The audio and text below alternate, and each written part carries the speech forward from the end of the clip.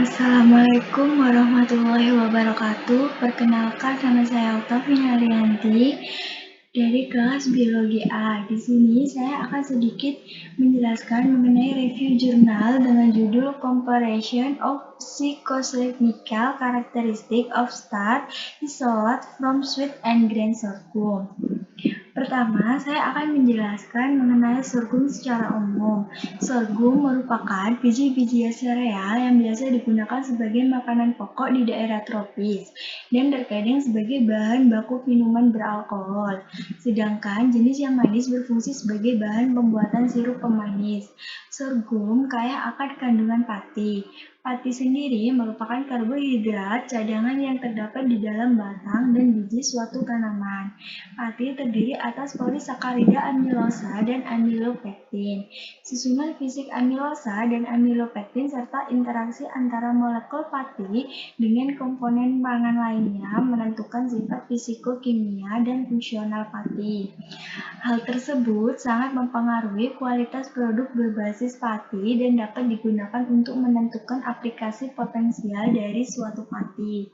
Pati akan mengalami berbagai perubahan fisikokimia selama proses termal.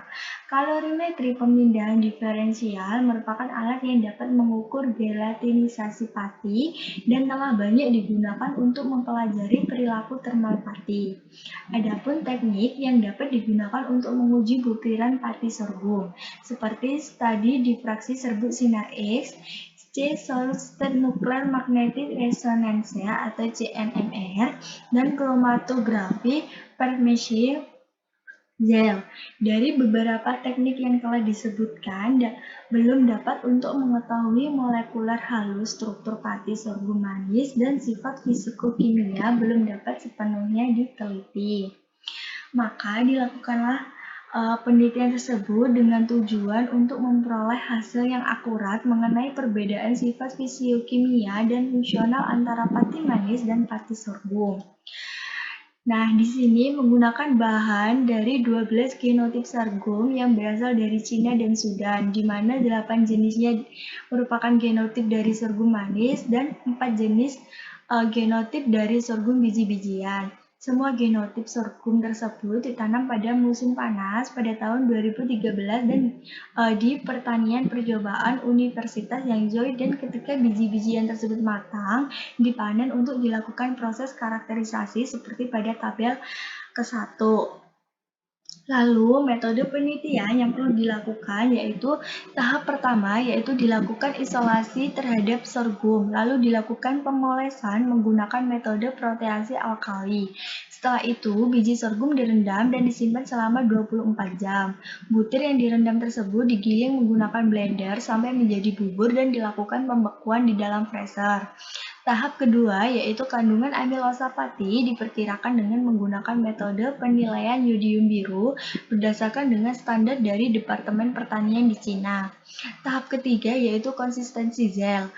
Pengukuran terhadap konsistensi gel dilakukan dengan cara memodifikasi prosedur. Prosedur yang dimodifikasi yaitu pengembungan 100 mg pati dengan 0,2 ml indikator biru timol sebesar 0,025% dalam tabung kultur berosilasi dalam vortex Genuto.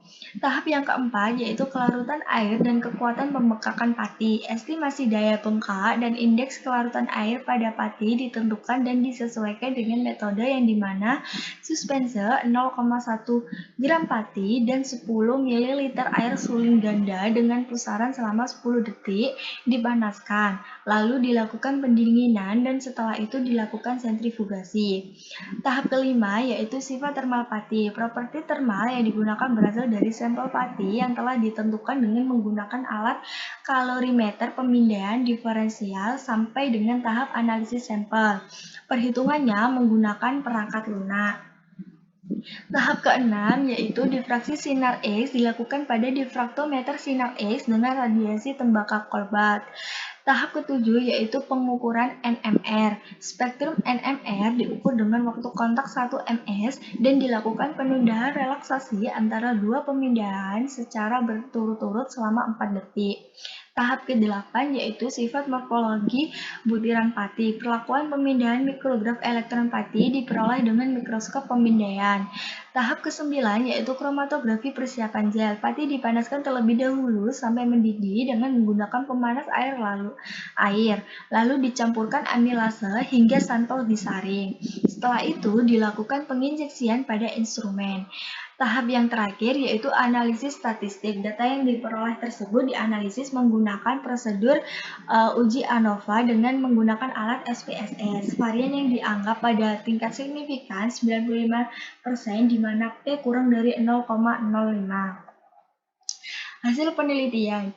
Pati dari varietas biji-bijian memiliki ASI yang tertinggi antara 34,52% sampai 36,39% dibandingkan dengan varietas manis antara 5,39% sampai 33,50%. Kisaran ASI dari 16,1% hingga 55,8% untuk 55 genotip sorghum. Sebaliknya, ASI pada pati yang diisolasi dari sari sorghum manis adalah 16,4% yang juga berbeda dengan ASI pati yang diisolasi dari biji-bijian. Hasil tersebut menunjukkan jika kandungan amilosa pati dari varietas biji-bijian memiliki ASI yang tertinggi. Menurut penelitian lain yang telah dilakukan oleh Beck dan Lee 2003 mengatakan bahwa kandungan amilosa yang terkandung dalam pati semakin tinggi, maka produk yang akan dibuat akan memiliki tekstur yang semakin padat. Hal tersebut disebabkan oleh semakin tinggi kandungan amilosa, maka kapasitas penyerapan air dan elastisitas semakin menurun sehingga kekerasan semakin meningkat. Nilai gizi berkisar dari 89 mm hingga 157,67 mm di antara varietas yang diuji.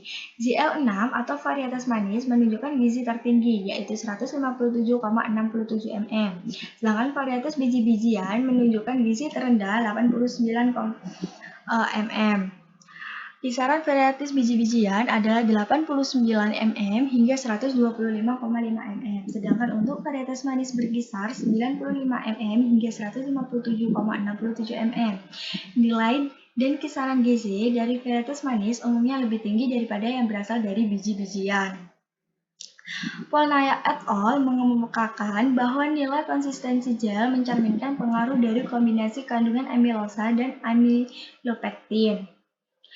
Indeks kelarutan air atau WSI untuk semua varietas berkisar antara 10 hingga 95% dan daya kembang SP untuk semua varietas berkisar antara 3 hingga 20 G per G.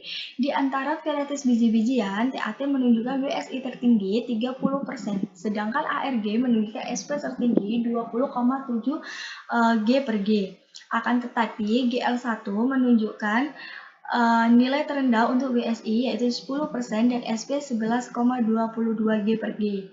Di antara varietas manis, GL4 menunjukkan WSI tertinggi 95% dan SP terendah 3 G per G, sedangkan GL14 menunjukkan SP tertinggi 17 G per G dan ST menunjukkan WSI terendah 15%. Pati dengan WSI tertinggi 95% diperoleh dari varietas manis GL4 dan GL6, sedangkan nilai WSI terendah 10% diperoleh dari varietas biji-bijian GL1 dan WAD.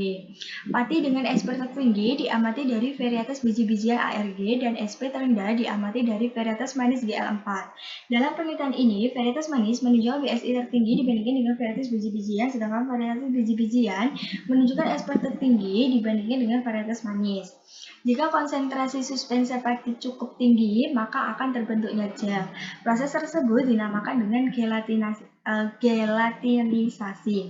Adapun ikatan hidrogen yang merupakan salah satu faktor penting yang berpengaruh terhadap nilai kelarutan pati dalam air. Lalu yang terakhir, pati manis dan biji-bijian memiliki pola kristal tipe A, sedangkan data dari 13 CNMR mencerminkan perbedaan pola resonansi C dan C antara varietas manis dan biji-bijian. Sebaran panjang rantai dari varietas manis pati lepas ditemukan sedikit berbeda dengan butir 1. Permukaan partikel pati pada sorghum manis halus dengan beberapa penyok, sedangkan dari butiran halus tanpa bekas penyok. Hal tersebut dikarenakan sorghum manis memiliki kemampuan untuk bertahan di lingkungan yang keras keras di mana tanaman lain tidak bisa dan memiliki biaya produksi yang rendah. Potensi yang luas untuk pati dari varietas manis untuk digunakan dalam industri pati.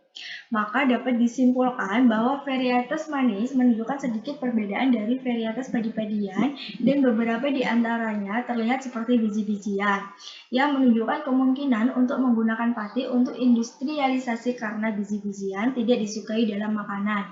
Semua varietas biji-bijian menunjukkan kandungan AC yang tinggi. Varietas manis memiliki kandungan AC yang sangat rendah dan yang lainnya menunjukkan kandungan AC yang sedang. Selain itu, intisari manis dan gabah pada tanaman sorghum selain penumpukan gula yang tinggi pada batang, juga dipengaruhi oleh fraksi amilosa dan amilopektin yang mempengaruhi sifat fisik dan kimia pati gabahnya. Rentang luas yang ditunjukkan dalam penelitian ini untuk kandungan AC membuat sorghum tidak mengubah proporsi amilosa dan amilopektin yang membuatnya lebih disukai untuk penggunaan komersial.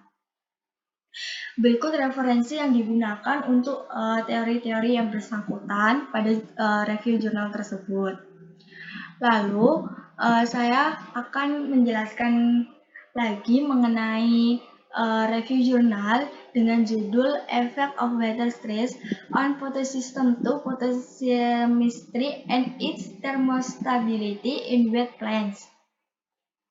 Yang pertama-tama, saya akan menjelaskan secara umum mengenai tekanan air. Tekanan air merupakan salah satu faktor lingkungan yang penting untuk menghambat proses fotosintesis. Penurunan fotosintesis di bawah tekanan air dapat dikaitkan dengan gangguan proses biokimia.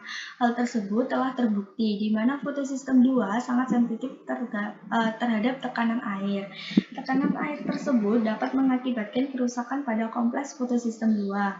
Penelitian terhadap fotosistem 2 di mana adanya pengaruh interaksi kekeringan dan cahaya terang telah dilakukan secara luas dengan menunjukkan bahwa kekeringan merupakan predisposisi kerusakan fotoinhibitory pada fotosistem 2. Respon tanaman terhadap beberapa tegangan simultan tidak dapat diprediksi menggunakan analisis faktor tunggal dan kombinasi faktor stres lingkungan yang dapat mengakibatkan intensifikasi dan tumpang tindih.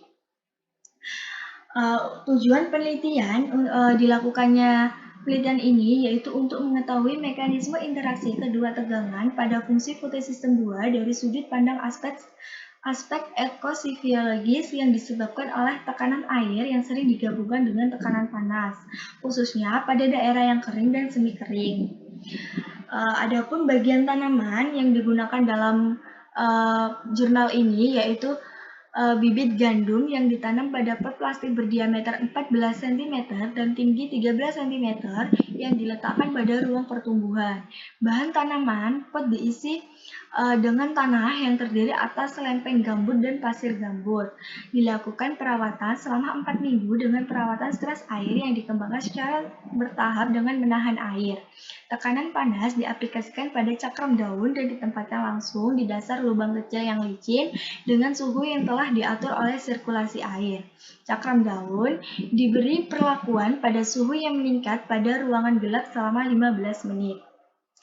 Metode penelitian yang perlu dilakukan dalam penelitian ini yaitu yang pertama, analisis pertukaran gas. Analisis pertukaran gas dilakukan dengan menggunakan sistem terbuka. Dilanjutkan dengan asimilasi yang ditentukan oleh karbon dioksida dengan konsentrasi 360 cm. Kelembapan relatif 80% dan diukur pada kondisi yang sama dengan parameter. Yang kedua yaitu pengukuran fluoresensi klorofil. Fluoresensi klorofil diukur pada suhu kamar dengan menggunakan fluorometer portable. Fluorometer disambungkan ke pemegang penjepit daun. Tingkat fluoresensi minimal dengan semua pusat reaksi fotosistem 2 terbuka diukur dengan menggunakan cahaya termodulasi yang rendah supaya tidak menyebabkan fluoresensi variabel yang signifikan. Dengan menggunakan parameter fluoresensi yang ditentukan pada tahun, pada keadaan terang dan gelap, dibuatlah perhitungan sebagai berikut, di mana A yaitu hasil kuantum maksimal dari fotokimia fotosistem 2, yang B koefisien quotient fotokimia dan koefisien non-fotokimia, dan yang C efisiensi penangkapan eksitasi oleh pusat reaksi. Hasil penelitian yang didapatkan yaitu cekaman air menurunkan kandungan air relatif daun atau RWC dan potensi air daun W. RWC menurun dari 92,1% pada tanaman yang disiram dengan baik menjadi 88,3% dan 80,5% pada tanaman yang mengalami stres air sedang dan parah. Karenanya, W menurun dari minus 0,56 pada tanaman yang disiram dengan baik menjadi minus 1,12 dan minus 1,95 MP yang dilakukan masing-masing pada tanaman yang mengalami stres air. Brown 1984 dalam Prabowo et al. 2013 mengemukakan bahwa batas kritis tanaman akan mengalami stres air yaitu apabila 60% dari air tanah tersedia telah digunakan. Tingkat CO bersih asimilasi menurut sebesar C 52% dan 89% masing-masing pada tanaman yang mengalami stres air sedang dan parah. Konduktasi stomata daun juga menurun secara signifikan seiring dengan berkembangnya tekanan air. Menurut Soleh et al. 2017, konduktasi stomata akan menurun bahwa terhenti jika metabolisme mengalami penurunan. Bagaimana pula, konduktasi stomata ini sangat erat kaitannya dengan sifat toleransi tanaman terhadap cekaman abiotik berupa genangan air. Hasil penelitian selanjutnya yaitu tidak adanya perubahan yang diamati terhadap pengaruh tekanan air pada fotokimia dalam hasil kuantum maksimal dari fotokimia fotosistem 2 atau F/Fm yang diukur dengan daun yang beradaptasi gelap pada tanaman dengan stres sedang atau berat. Tekanan air juga tidak berpengaruh pada proporsi pusat reaksi fotosistem 2 non-paradoksi Kb. Hal tersebut telah dibuktikan ketika daun yang beradaptasi gelap menyala tiba-tiba dengan cahaya aktinik intensitas yang tinggi. Fluoresensi awal menunjukkan kenaikan polifasi di mana fase E, I, J, dan P juga termasuk di dalamnya. Pengaruh tekanan air pada termotabilitas fotosistem 2, tekanan air dapat menyebabkan peningkatan ketahanan fotosistem 2 terhadap stres air. Maka, penelitian tersebut dapat disimpulkan bahwa tekanan air tidak berpengaruh terhadap fotokimia fotosistem 2 dan tekanan air dapat menyebabkan peningkatan ketahanan fotosistem 2 terhadap stres panas. Berikut merupakan referensi yang digunakan sebagai teori yang bersangkutan pada jurnal atau penelitian tersebut. Sekian dari penjelasan saya. Mohon maaf apabila ada salah-salah kata. Saya akhiri. Wassalamualaikum warahmatullahi wabarakatuh.